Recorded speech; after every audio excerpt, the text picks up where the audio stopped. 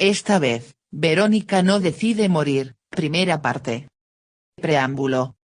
El relato de a continuación no será contado con alegría, ni tendrá fecha de lo sucedido, ya que recordar esos detalles sería un amargo recuerdo repleto de mucho dolor punzante, similar al sufrimiento de Prometeo, cuando robó el fuego del Olimpo en favor a los humanos y debido a este pecado mitológico, fue castigado por Zeus, encadenado a una roca, para más luego un águila devorar su hígado día tras día, por el simple hecho de este titán inmortal querer mejorar la calidad de la vida humana, en su génesis.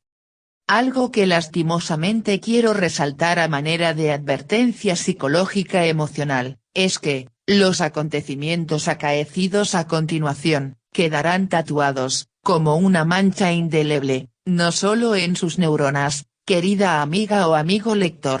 Es decir, lo que está a punto de leer será una historia que le va a carcomer su psiquis aún estando plácidamente dormido de la misma manera que, día tras día atormentaban la mente de Verónica el personaje principal de esta tragedia. La cual está repleta de luces de júbilo, decoradas con sufrimientos. Historia.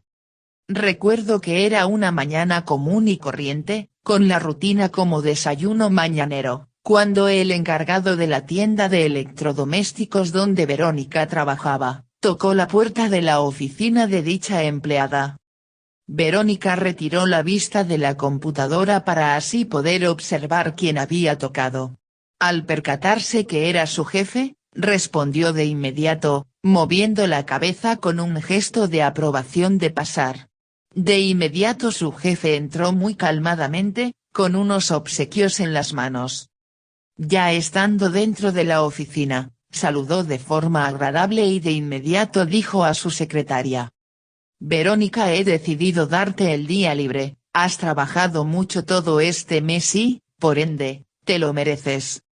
Y agregó: «Aquí tienes una placa de reconocimiento y dentro de este sobre hay un incentivo, ya que fuiste elegida como la empleada del mes, así que disfrútalo mucho, de mi parte, que tengas un feliz resto del día». Verónica se sorprendió de tan maravilloso inicio del día y agradeció a su jefe, el cual la dejó sola y se marchó. Por su parte Verónica, contenta y relajada, comenzó a organizar la oficina para irse a casa y disfrutar de un inesperado día de descanso. Ya de camino a casa, entró a un establecimiento comercial, que quedaba a unas cuadras de donde ella vivía, en el cual compró algunas cosas, para prepararle un buen almuerzo a su marido, todo pensado como una sorpresa de mediodía. Llegando a casa a eso de las 10:15 de esa linda mañana, se encontró extraño ver el carro de su marido en el garaje de la casa. Ya que ese día, poco antes de ambos partir a sus respectivos trabajos, él le había dicho, que iba a llegar a casa, pasado la 1 p.m. y no al mediodía, como acostumbraba a llegar, por motivos de una supuesta reunión en su despacho, donde él trabajaba. Verónica no le dio más mente a lo del vehículo. Se imaginó que quizás se había cancelado la reunión y su marido estaba descansando en casa ya que la puerta de la entrada estaba cerrada, por lo que, entonces, sacó su llave y como acostumbraba, abrió tranquilamente la puerta con el pensamiento de sorprender a su esposo mientras dormía, con un buen abrazo y un lindo beso desde que le viera durmiendo como un lirón. De repente al entrar a casa, escuchó unos sonidos raros en su cuarto, los cuales, según ella creía, eran de algún canal de adultos en la televisión, pero al llegar a su cuarto la sorprendida fue ella. Su esposo Mauricio, no estaba solo en el cuarto. Una mujer que Verónica nunca había visto, estaba teniendo intimidad con él, en su mismo hogar y sobre la cama, que antes solo era de ellos dos.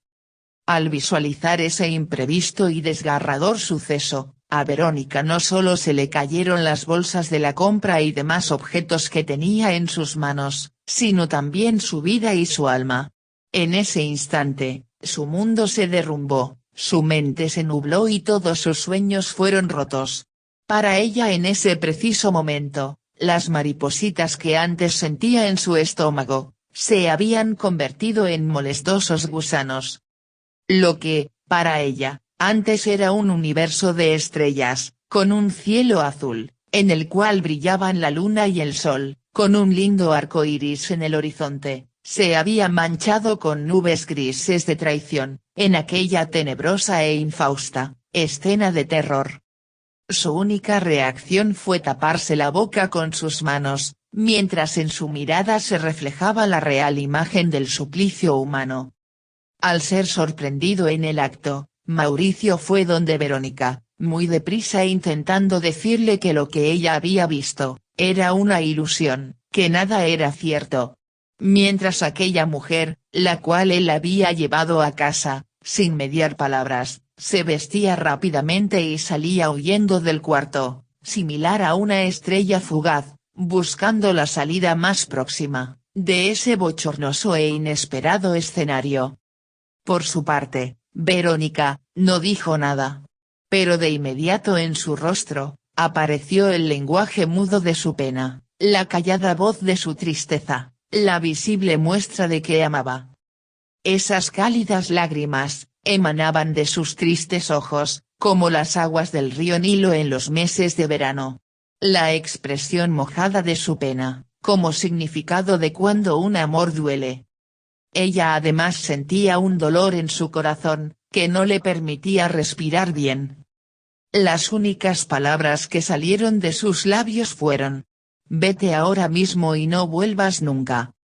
Siendo esta una orden que Mauricio, quien no pudo calmarla, al verse, entre la espada y la pared, hizo caso y se marchó, con lenguaje taciturno. Verónica, muy dolida y nerviosa, repleta de impotencia, vació el closet de aquel descarado infiel, arrancando sus pertenencias del closet con mucho enojo y descontrol, mientras las perchas volaban de aquí para allá, al paso que su llanto iba empapando toda la ropa, para luego lanzarlas fuera de la casa, detrás de Mauricio, momentos antes de él entrar al vehículo, para huir de aquel desastre que él mismo provocó sin medir las consecuencias. La triste Verónica, luego de esto, cerró la puerta de la casa, con un fuerte y estrepitoso golpe y de inmediato se desplomó. Esta vez sus llantos fueron expresados de forma deliberada y sin tapujos. Aquellos quejidos productos de su terrible dolor, fueron quizás escuchados, por sus vecinos más cercanos, ya que, como siempre dichos moradores, siempre tienen los oídos muy pendientes a los asuntos ajenos. Mauricio tomó sus trapos del suelo y aún sabiendo lo que había hecho, preguntó desde el otro lado de la puerta: «¿Estás bien, Verónica?», siendo esta la pregunta más cínica que se haya escuchado alguna vez en la vida. Verónica no le respondió. Y Mauricio, se marchó, cual perro azaroso, con el rabo entre las piernas, llevándose con él toda la culpa de un condenado, quien asesinó en vida el alma y los buenos sentimientos de la única mujer que verdaderamente le amaba. Con el paso del tiempo, Verónica, ya viviendo sola, intentaba olvidar ese día y ese horrible acontecimiento. Pero lamentablemente, cada cosa que hacía tanto, dentro como fuera del hogar, le recordaban aquel día gris, en el que parte de ella murió. Desde entonces, nadie le vio sonreír, ni vestirse con ropas de colores vivos, como acostumbraba. La que era una mujer, sociable, complaciente y divertida, ya no salía a compartir con nadie, ni saludaba a ninguna persona. Su rutina era del trabajo a la casa. Su vida representaba la versión femenina del llanero solitario.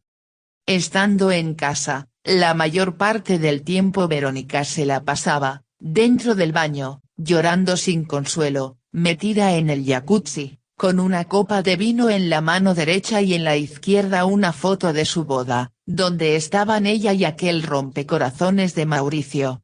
En la foto que sostenía estaban ambos sonriendo. Resultando ahora esa sonrisa del retrato, una descarada burla ante su mirada. Ese recuerdo en su mano izquierda, era una pura imagen de lo perfecto. En donde se les veía a ambos con mucha alegría, similar a la mejor escena romántica que se haya visto en una pareja de cuentos de hadas. Pero fuera de ese retrato la realidad era otra, ya en el mundo real, tanto la fotografía como ella, estaban destrozadas. Es decir, la foto tenía el cristal roto y Verónica todo su corazón. Además, ya Mauricio no era aceptado, como parte importante de aquel recuerdo. Ya que sus acciones causaron que ella lo extirpara tanto de su alma como de su corazón, como si fuese el cáncer más maligno del mundo. Decidióse Verónica a quedarse sola, luego de haber recibido la más vil estocada, de aquel, quien antes era su mayor tesoro, pero que lamentablemente, resultó ser su peor verdugo. Sin ningún presagio de la vida, esta desdichada mujer que solo supo dar amor, cató algo peor que el ajenjo. Es decir, probó el vitrex de la naturaleza humana, que lleva como nombre felonía. El que haya escuchado la expresión tú también Brutus o quizás leído sobre Judas Iscariote y las 30 monedas de plata, sabrá a qué me refiero con lo mencionado anteriormente. La desventurada de Verónica, más que nada, lamentaba haber abandonado todas sus amistades, producto de su matrimonio y su cambio de ciudad, al contraer nupcias con Mauricio. Extrañaba la buena relación que tenía con sus padres antes de casarse, y le dolía en el alma haber entregado su juventud y virginidad, a un hombre que resultó serle infiel, cuando ella más enamorada estaba, quien terminó rompiendo su corazón, sin ningún aparente motivo. Por su mente pasaban muchos pensamientos, escudriñando en lo más profundo de su imaginación, posibles causas de lo ocurrido. Pero reconociendo que siempre trató a Mauricio de manera, muy atenta, cariñosa, respetuosa, y en la intimidad era tan ardiente como una ninfa de la mitología griega, siendo además bastante trabajadora, no entendía el porqué de aquella deshonra. Del mismo modo se hacía muchas preguntas, las cuales resultaban en verdaderos martirios mentales, como por ejemplo, ¿cuántas veces él había llevado esa u otra mujer al hogar mientras ella laboraba? Pero luego de tantas interrogantes mentales, decidió dejar de imaginarse esos y otros malos pensamientos, para no contaminarse agravando su propio dolor, con el veneno de sus cíclicas imaginaciones. Un viernes lluvioso, un mes después de tanta soledad y martirio emocional, Verónica se sintió mejor de ánimos. Empacó todo y decidió mudarse.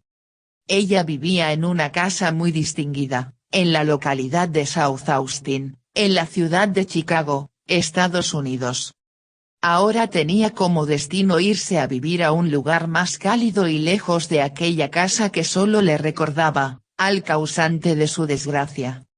Su destino era Portugal, país del sur de Europa en la península ibérica, que limita con España, rodeado de hermosas playas, donde se prometió comenzar una nueva vida. Allí vivía su mejor amiga, la cual se enteró de su tragedia y le facilitó un apartamento a bajo precio y muy cómodo. También le dijo, que ya le tenía un empleo disponible, el cual Verónica solo debía aceptar. La chica de la que tanto se habla en esta novela, desempeñaba la función de secretaria en una compañía de venta de electrodomésticos en Chicago y ahora en Portugal iba a ser la asistente de su amiga Daphne, en un mejor empleo.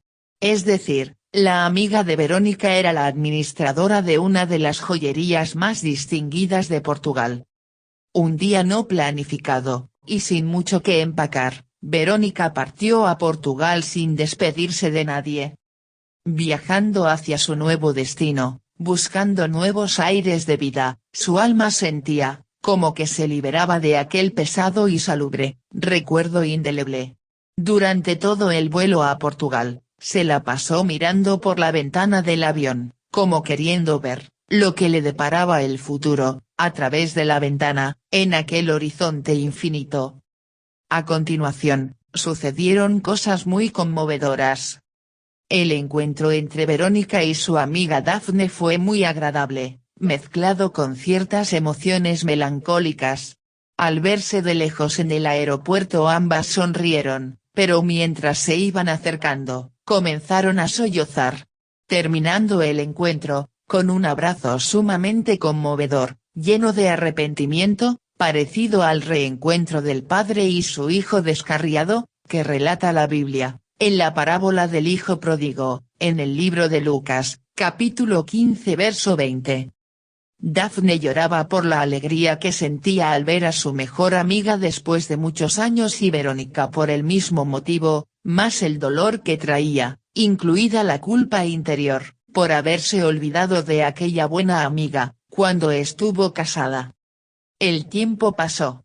La tormenta en la vida de Verónica se calmó, la paz mental comenzaba a brotar sus raíces y los rayos de luz, en el aura de su rostro, comenzaban a salir, poquito a poquito. La joven Verónica comenzaba a retoñar, siendo ahora su mejor versión, viviendo en otro país, volviéndose además una mujer muy exitosa en su trabajo. Ya Verónica no era la joven llorona de antes. De vez en cuando sonreía y aunque no tan frecuente pero también comenzó a relacionarse con algunas personas del trabajo. Una muestra de recuperación emocional, muy saludable para ella. Lo único que todavía no superaba, era dejar de vestir ropas opacas, color de luto. Siempre que iba a trabajar o para alguna actividad social, vestía de negro o de gris.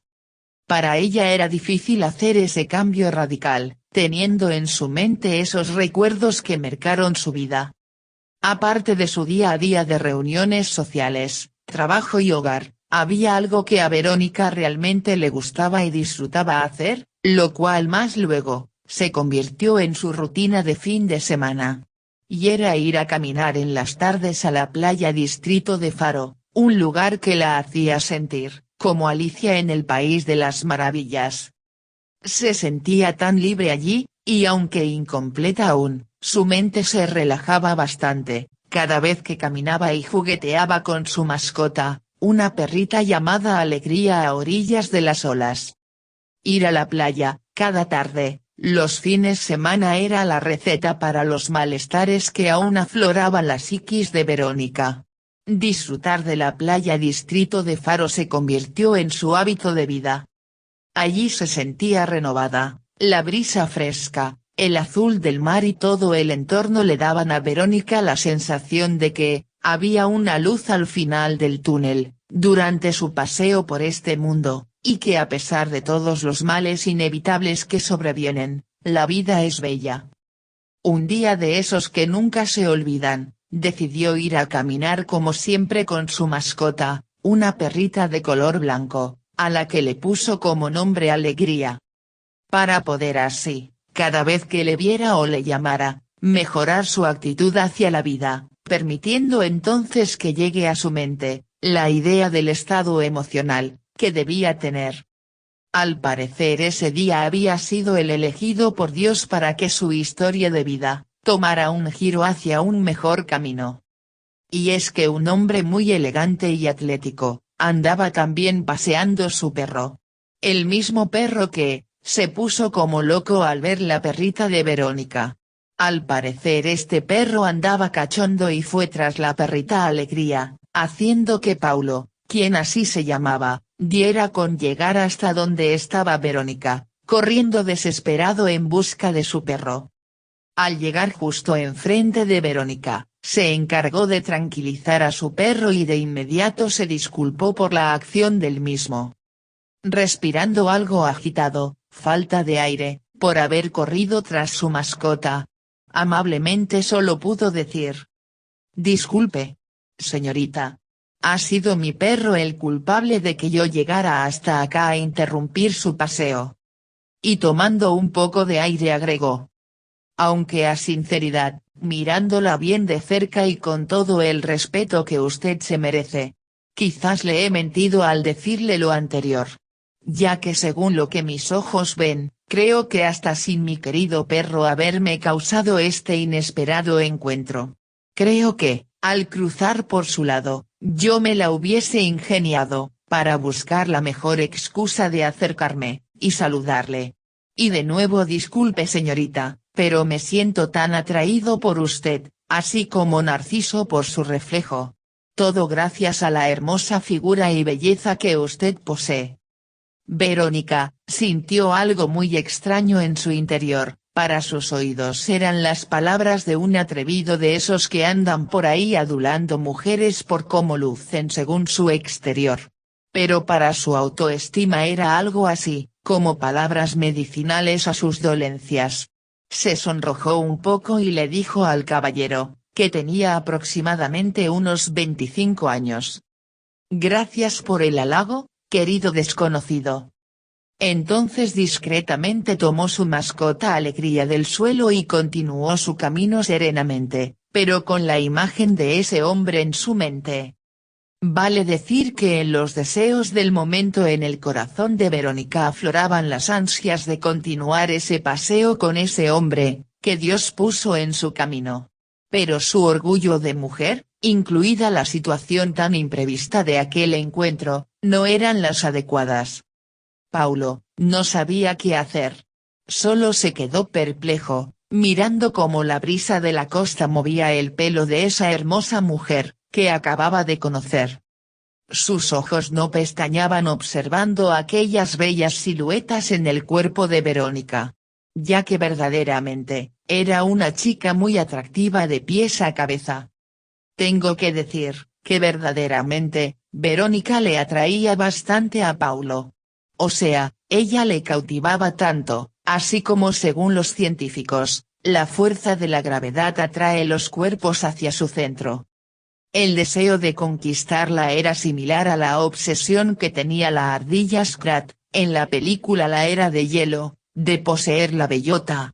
Pero en este contexto, la atracción que sentía, como pueden imaginar, era con un propósito muy diferente.